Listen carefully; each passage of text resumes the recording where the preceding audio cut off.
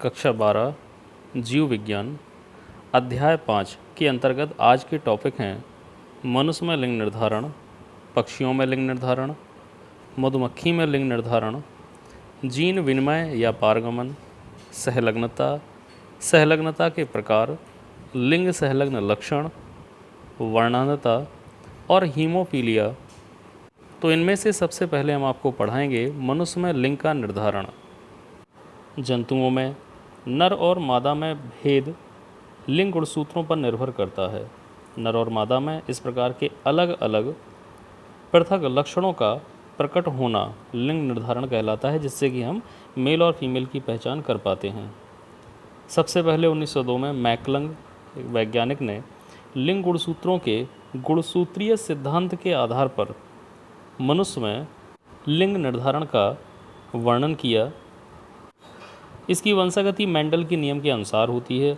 मनुष्य में 46 गुणसूत्र होते हैं, जिनमें से 22 जोड़ी ऑटोसोम होते हैं, यह समजात गुणसूत्र होते हैं, जबकि 23वीं जोड़ी के गुणसूत्रों को हम हेट्रोसोम या लिंग गुणसूत्र भी कहते हैं, क्योंकि ये लिंग से संबंधित होते हैं। ये उस संतान का लिंग का निर्धारण करते हैं। पुरुषों में 23वीं जोड़ी के जो गुणसूत्र हैं ये XY से प्रदर्शित किए जाते हैं, जबकि स्त्रियों में इन्हें XX से प्रदर्शित किया जाता है। नर लक्षणों का विकास Y गुणसूत्र की उपस्थिति के कारण ही होता है। हम कह सकते हैं कि पुरुष विषम युग्मकी होते हैं, अर्थात इनमें X और Y कंडीशन होती है, तो ये विषम युग्मकी हुए, जबकि स्त्रियां सम युग्मकी अर्थात XX कंडीशन वाली होती हैं, तो इन्हें हम समयुग्मकी कह सकते हैं। स्त्रियों में सभी अंडाणु समान अर्थात X लिंग गुणसूत्र वाले होते हैं, जबकि पुरुषों में बनने वाले जो शुक्राणु हैं ये दो प्रकार के होते हैं। 50% शुक्राणु X गुणसूत्र वाले तथा 50% शुक्राणु Y लिंग गुणसूत्र वाले होते हैं।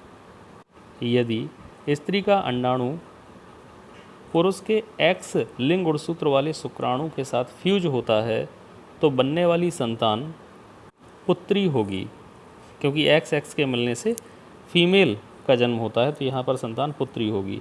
इसके विपरीत यदि Y गुणसूत्र वाला शुक्राणु अंडाणु के साथ फ्यूज होता है तो बनने वाली संतान पुत्र होगी। सामने दिखाए गए चित्र में मनुष्य में लिंग गुणसूत्रों के द्वारा लिंग के निर्धारण की प्रक्रिया को दर्शाया गया है। इसे समझने का प्रयास करें। अब समझेंगे पक्षियों में लिंग का निर्धारण। पक्षियों में लिंग का निर्धारण मनुष्य के ठीक विपरीत यानी ठीक उल्टा होता है। यहाँ जो नर पक्षी होगा वो समयुग्मजी होगा, जैसा कि चित्र में दिखाया गया है। माना कि हमने यहाँ पे ZZ ये लिंग गुणसूत्र हैं, तो समान है इसलिए इनको समयुग्मजी होमोगैमेटिक कह देंगे। और जो मादा पक्षी होगा वो हमेशा विषम युग्मजी होता है, अर्थात यहाँ ZW से प्रदर्शित किया है। तो कहा जा सकता है कि लिंग का निर्धारण सदैव मादा पक्षी करता है, क्योंकि इसके पास दो प्रकार के अंडाणु बनते हैं, कुछ Z वाले और कुछ W लिंग गुणसूत्र वाले। अब जब इनका फ्यूज़न होता है तो समान लिंग गुणसूत्र के मिलने से जो संतान बनेगी वो नर पक्षी होगी, और जो दो विषम अर्थात ZW लिंग गुणसूत्रों के मिलने से संतान बनेगी वो मादा पक्षी होगी। अब समझेंगे मधुमक्खी में लिंग का निर्धारण। मधुमक्खी में लिंग के निर्धारण की प्रक्रिया विशिष्ट प्रकार की होती है। इस प्रक्रिया में मादा मधुमक्खी का निर्माण द्विगुणित अंडे अर्थात जायगोट से होता है, जबकि नर मधुमक्खियाँ निषेचन के बिना ही अंडाणु से बनती हैं, अर्थात ये अनिषेचित अंडे से तैयार हो जाती हैं, इसलिए ये हमेशा हैप्लॉइड होती हैं, अगुणित होती हैं। द्विगुणित मादा मक्खियाँ पोषण के आधार पर रानी और श्रमिक मक्खियों में बंट जाती हैं।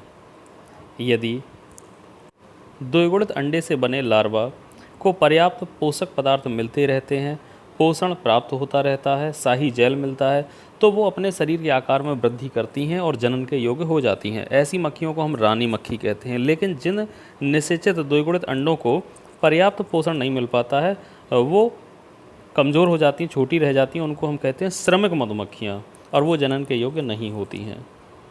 जनन की क्षमता केवल रानी मधुमक्खी में ही पाई जाती है। समजात गुणसूत्रों के परस्पर जुड़े हुए क्रोमैटिड्स, क्रोमैटिड्स का मतलब यहाँ पे है अर्धगुणसूत्र, के बीच एक या अधिक खंडों की पारस्परिक अदला बदली अर्धसूत्री विभाजन की पैचिटिन उपावस्था में होती है। खंडों की इस अदला बदली को हम पारगमन या क्रॉसिंग ओवर कहते हैं। इसमें समजात गुणसूत्रों का डीएनए समजात पुनर्संयोजित डीएनए बन जाता है। इसके कारण अगली पीढ़ी की संतानों में नए लक्षण उत्पन्न होते हैं, जिन्हें हम पुनर्संयोजित लक्षण भी या रिकॉम्बिनेंट कैरेक्टर्स भी कह सकते हैं। अगर बात की जाए कि क्रॉसिंग ओवर अर्थात पारगमन का क्या महत्व है, तो क्रॉसिंग ओवर के फलस्वरूप नए जीन संयोग बनते हैं। जीन्स में जब बदलाव होंगे तो नया जीन रूप बनेगा, जिसके फलस्वरूप विभिन्न प्रकार की नई जातियों का विकास होता है। क्रॉसिंग ओवर की प्रक्रिया से एक चीज़ और सिद्ध होती है कि जितने भी जीन्स हैं वो पंक्तिबद्ध क्रम में विन्यासित होते हैं। ये हमको देखने को मिल जाता है। अब हम बढ़ाएंगे सहलग्नता अर्थात लिंकेज। गुणसूत्र पर उपस्थित अनेक जीन ऐसे होते हैं जो कभी पृथक नहीं होते हैं और अर्धसूत्री विभाजन के बाद भी एक साथ बने रहते हैं और एक साथ वंशागत भी होते हैं। इस प्रकार एक गुणसूत्र पर स्थित जीनों के समूह को सहलग्न समूह अर्थात लिंकेज ग्रुप या सहलग्न जीन अर्थात लिंकेज जीन्स कहते हैं।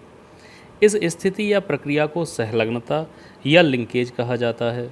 इसे ऐसे भी समझ सकते हैं कि सह माने साथ में और लग्न माने लगे रहें, एक साथ लगे रहें। गुणसूत्र पर अनेक जीन ऐसे हैं जो एक साथ लगे रहते हैं समूह में और एक साथ ही अगली पीढ़ी में जाते हैं, वंशागत होते हैं। तो इसलिए ऐसे जीन्स को हम सहलग्न जीन यानी लिंकेज जीन्स कह सकते हैं और इस दशा को, इस प्रक्रिया को हम सहलग्नता अर्थात लिंकेज कहते हैं।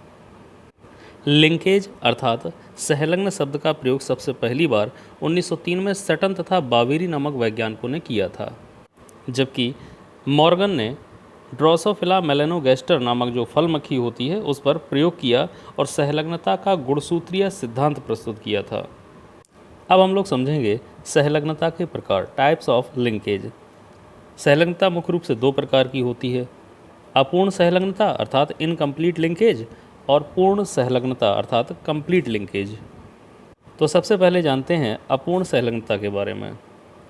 जब समजात गुणसूत्र के मध्य पारगमन होता है, पारगमन का मतलब क्रॉसिंग ओवर होता है, तो अगली पीढ़ी की संतानों में पुनर्संयोजित प्रकार के लक्षण प्रदर्शित होते हैं। अर्थात कह सकते हैं कि कुछ मिक्स लक्षण वहाँ पे बनेंगे, कुछ नए लक्षण वहाँ पे बनेंगे। इस प्रक्रिया को हम अपूर्ण सहलग्नता कहते हैं, इनकम्प्लीट लिंकेज कहते हैं। अब समझते हैं पूर्ण सहलग्नता अर्थात कंप्लीट लिंकेज।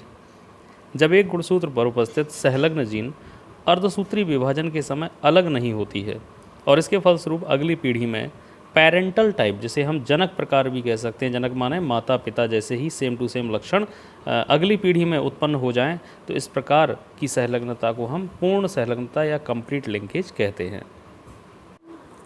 अब हम पढ़ेंगे लिंग सहलग्न लक्षण और इनकी वंशागति के बारे में अर्थात सेक्स लिंकेड कैरेक्टर्स। कभी कभी कुछ दैहिक लक्षणों के जीन्स लिंग गुणसूत्रों पर स्थित होते हैं और इन्हीं के साथ अगली पीढ़ी में वंशागत भी हो जाते हैं, तो इसे हम कह सकते हैं लिंग सहलग्न लक्षणों की वंशागति, और ऐसे लक्षणों को लिंग सहलग्न लक्षण कह सकते हैं। अभी भी याद ना हो तो ऐसे याद कर सकते हैं, लिंग का मतलब लिंग गुणसूत्र, सह माने साथ में, लग्न माने लग गए, अर्थात कुछ दैहिक लक्षणों के जो जीन्स हैं वो लिंग गुणसूत्रों पर स्थित हो गए हैं, उन्हीं के साथ लग गए हैं और अगली पीढ़ी में वंशागत हो गए हैं, तो इसे हम लिंग सहलग्न लक्षण और इनकी वंशागति को लिंग सहलग्न लक्षणों की वंशागति कहते हैं। लिंग सहलग्न लक्षणों को हम तीन श्रेणियों में बांट सकते हैं, एक्स सहलग्न, वाई सहलग्न और एक्स वाई सहलग्न। तो सबसे पहले समझेंगे एक्स सहलग्न अर्थात एक्स लिंकेड। इन लक्षणों के जीन्स एक्स गुणसूत्र के असमजात, असमजात का मतलब नॉन होमोलोगस खंड पर स्थित होते हैं, वाई पर इसके जीन्स नहीं पाए जाते हैं। अतः ये जीन्स पुत्रियों को माता और पिता दोनों से, जबकि पुत्रों में केवल माता से मिलते हैं। इसके उदाहरण हैं जैसे वर्णांधता, हीमोफीलिया आदि। अब समझेंगे वाई सहलग्न अर्थात वाई लिंकेड। इन लक्षणों के जीन्स वाई गुणसूत्र के असमजात खंड पर होते हैं, अर्थात एक्स पर इसके जीन्स नहीं पाए जाते हैं। ऐसे लक्षण केवल पुरुषों में उत्पन्न होते हैं और इनके जीन्स पीढ़ी दर पीढ़ी पिता से केवल पुत्रों में ही जाते हैं। ऐसी वंशागति को हम होलैंड्रिक वंशागति भी कहते हैं और ऐसे जीन्स को होलैंड्रिक जीन्स कहा जाता है और ये अक्सर परीक्षाओं में पूछा गया है होलैंड्रिक वंशागति या होलैंड्रिक जीन का संबंध किससे है, तो याद रखें वाई सहलग्न लक्षणों से है। इसका सबसे अच्छा उदाहरण होगा हाइपरट्राइकोसिस। आपने देखा होगा कुछ पुरुषों के कर्ण पल्लव पर बाल निकल आते हैं, तो किसी महिला में इस तरह का कोई लक्षण देखने को नहीं मिलता है। यदि किसी पिता में ये लक्षण है तो यही लक्षण फिर उनकी पुत्रों में जाएगा, जबकि पुत्रियों में नहीं जाएगा, क्योंकि ये वाई सहलग्न है। अब पढ़ेंगे एक्स वाई सहलग्न अर्थात एक्स वाई लिंकेड। इन लक्षणों के जीन एक्स और वाई गुणसूत्रों के समजात खंडों पर स्थित होते हैं। इनकी वंशागति पुरुषों और स्त्रियों में सामान्य रूप से समान प्रकार से होती है, जैसे पूर्ण वर्णांधता, नेफ्राइटिस। नेफ्राइटिस एक किडनी से संबंधित रोग है। इस तरह के जो रोग हैं ये एक्स वाई सहलग्न के सबसे अच्छे उदाहरण हैं। अब हम पढ़ाएंगे वर्णांधता और इसकी वंशागति के बारे में। वर्णांधता के बारे में आप लोगों ने हाई स्कूल में भी पढ़ा होगा 10th क्लास में। तो वर्णांधता एक ऐसा रोग है जिसमें व्यक्ति को लाल और हरे रंग में अंतर समझ में नहीं आता है, वह इसमें कोई भी भेद नहीं कर पाता। इसलिए इस रोग को लाल हरा अंधापन अर्थात रेड ग्रीन ब्लाइंडनेस भी कहते हैं। इसे हम प्रोटॉन दोष या डेल्टोनिज्म के नाम से भी जानते हैं। ऐसे व्यक्ति प्रायः डिज़ाइनर, कलाकार, डेकोरेटर, रेल, जहाज या कार के ड्राइवर आदि नहीं बन सकते, क्योंकि वहाँ पर रंगों का विशेष महत्व होता है। इस रोग का वर्णन सर्वप्रथम हॉर्नर ने 1876 में किया था। इस रोग का जीन माता और पिता दोनों से पुत्रियों में पहुँचेगा, लेकिन पुत्रों में केवल माता से ही प्राप्त होगा। अब इसका एक एग्जाम्पल समझते हैं। वर्णांधता की एक वाहक महिला तथा सामान्य पुरुष की संतानों में इस रोग की वंशागति क्या होगी। पहले तो आप लोग वाहक समझ लें, वाहक क्या चीज़ है। स्त्रियों के पास 2 एक्स लिंग गुणसूत्र होते हैं। यदि उनमें से किसी एक पर जीन है, रोग का जीन आ गया है, तो वो वाहक कहलाएंगी, और यदि दोनों पे रोग का जीन है तो वो पूरी तरह से वर्णांध होंगी। पुरुष के पास केवल एक ही एक्स होता है, इसलिए उस पर जीन आने पर वो सीधे वर्णांध हो जाएंगे, वो वाहक नहीं होंगे। तो आप लोग याद रखें, स्त्रियों के एक एक्स पर जीन आने पर वो वाहक होती हैं, जबकि पुरुषों में एक ही एक्स होता है, अगर उस पर जीन आ जाए तो वो वर्णांध हो जाएंगे, वो वाहक नहीं कहलाएंगे।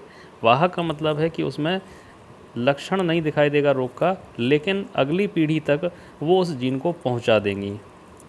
जब हम वाहक महिला और सामान्य पुरुष का एक क्रॉस बनाएंगे तो उसमें हम देखते हैं कि इनकी आधी पुत्रियां अर्थात 50% पुत्रियां वर्णांधता रोग की वाहक हैं, 50% पुत्रियां सामान्य हैं, 50% पुत्र वर्णांध हैं, जबकि 50% पुत्र सामान्य हैं। अब अगले रोग के बारे में पढ़ाएंगे जिसे कहेंगे हीमोफीलिया। इसे हम ब्लीडर रोग के नाम से भी जानते हैं। कई बार पूछा गया कि ब्लीडर रोग किसे कहते हैं और क्यों कहते हैं। हीमोफीलिया मनुष्य का एक एक्स सहलग्न रोग है। सामान्य व्यक्तियों में जब चोट लग जाती है तो ब्लड यदि निकल रहा है तो 5 से 6 मिनट में रुधिर का थक्का बन जाता है और रुधिर का बहना बंद हो जाता है। लेकिन जिन व्यक्तियों में हीमोफीलिया रोग होता है उनमें रक्त बहता ही रहता है और कभी कभी अधिक रक्तस्राव के कारण रोगी की मृत्यु भी हो जाती है। इसीलिए इसे रक्तस्राव रोग या ब्लीडर रोग के नाम से भी जाना जाता है। इस रोग की सबसे प्रसिद्ध वंशावली इंग्लैंड की महारानी विक्टोरिया के राजघराने में देखने को मिलती है।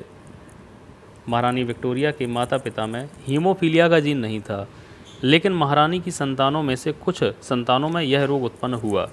ऐसा माना जाता है कि महारानी में यह जीन उत्परिवर्तन के कारण हुआ था। इनके पति एल्बर्ट भी एक सामान्य पुरुष थे। हीमोफीलिया का रोग प्रायः पुरुषों में पाया जाता है।